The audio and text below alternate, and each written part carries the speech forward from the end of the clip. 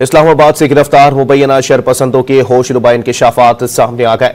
मुबैना शरपसंदों की जानिब से दावा किया गया कि पीटीआई की क़यादत ने पैसे देकर डी चौक में तोड़ फोड़ करने के लिए भेजा। पीटीआई की क़यादत हमें यहां लेकर आई और फिर छोड़कर भाग गए।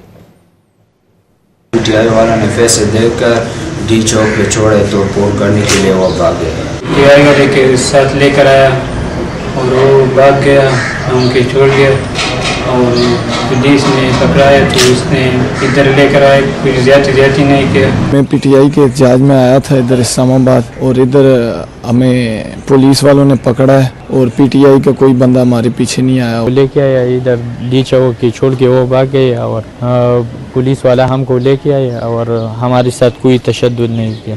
हम लोग आए पीटीआई तहज्जुद के लिए, लेकिन इधर नहीं आए। इधर बहुत मुश्किल है। इधर लोग मजदूरी करो, बस अपना गरीबी चलाओ, रेडी भी लगाओ, कुछ न कुछ करो। पाकिस्तान से आया हूँ पीटीआई के काल पर और वो सब हमको छोड़ के वो सब लीडर भाग गए।